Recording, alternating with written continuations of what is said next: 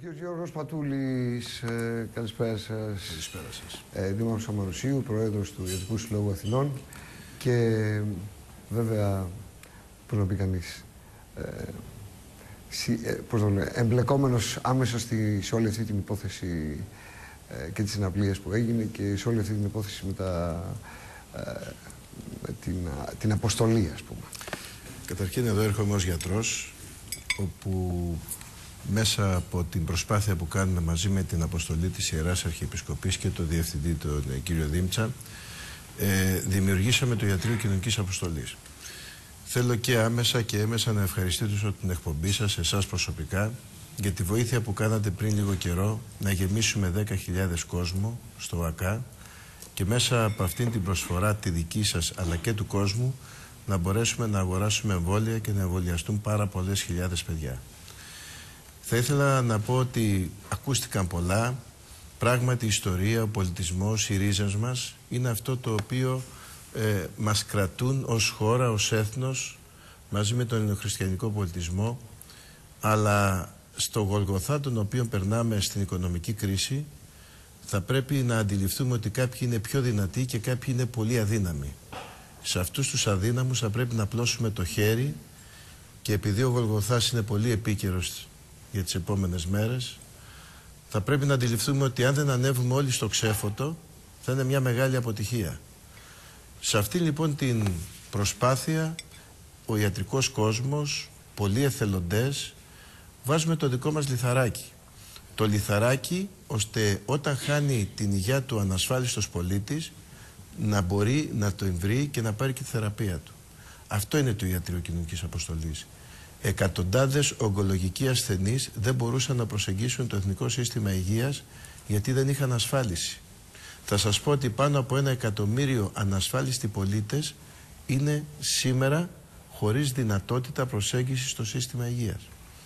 Γι' αυτό ακριβώς η βοήθειά σας εμείς θεωρούμε ότι είναι ένας κρίκος σε μια μεγάλη αλυσίδα αλληλεγγύης και γι' αυτό θα ήθελα να σας ευχαριστήσω προσωπικά αλλά και εκ μέρους όλου του υγειονομικού συστήματος που εκφράζεται ο Ιατρικός Σύλλογος Αθηνών. Η προσπάθεια αυτή συνεχίζεται.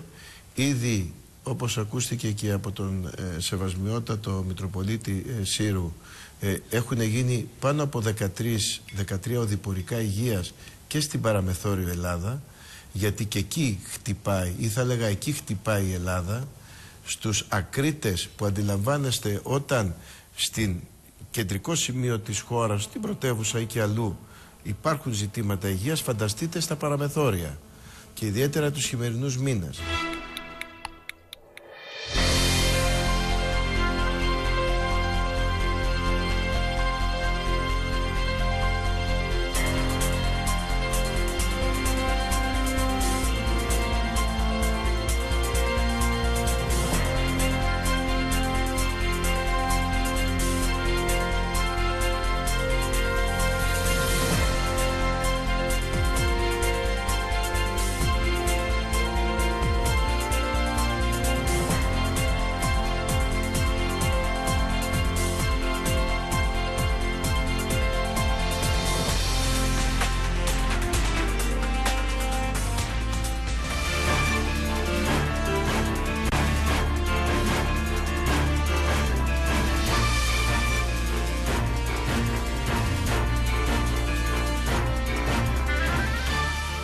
Θέλαμε λοιπόν να δώσουμε ελπίδα με τη φυσική μας παρουσία σε πολλά ταξίδια με τον κύριο Δήμτσα, με πολλούς γιατρούς, με πάρα πολύ προσωπικό, εάν θέλετε, του ιατρικού χώρου, όπου εκεί, εκτός από την φυσική παρουσία και την υγεία, δώσαμε και φάρμακα.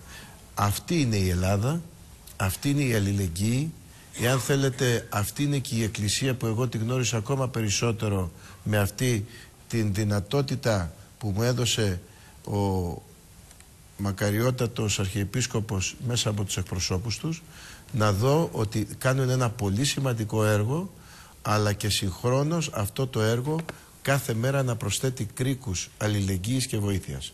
Πάντως θα ήθελα να πω ότι μέσα από την σημερινή πολύ τιμητική και που μας κάνετε την πρόσκληση εδώ, αντιλαμβανόμαστε ότι οι άνθρωποι της τέχνης άνθρωποι οι οποίοι δίνουν τον καλύτερο δυνατό εαυτό τους, είναι και εκείνοι οι οποίοι κρατούν τις ρίζες μας, κρατούν την Ελλάδα στα χέρια τους και όλοι μαζί ενωμένοι θα πρέπει να προσπαθήσουμε γι' αυτό.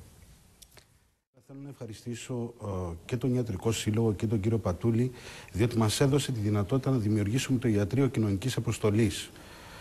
19.000 επισκέψεις τους 12 τελευταίους μήνες.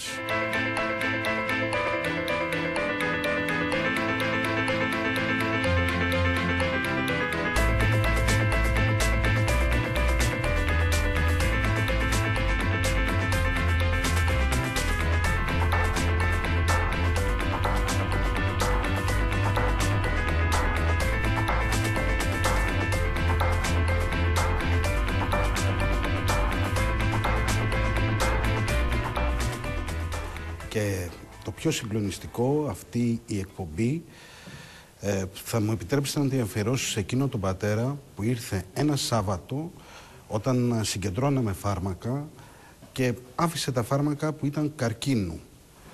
Και ήταν πανάκριβα. Και του είπαμε με τον πρόεδρο, τον κύριο Πατούλη, από πού είναι, τι είναι αυτά τα φάρμακα, και είπε, την Πέμπτη έχω θάψει στο παιδί μου.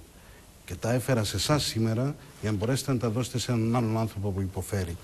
Νομίζω ότι αυτό το μήνυμα της αλληλεγγύης είναι το αισιόδοξο μήνυμα μιας Ελλάδας που υποφέρει.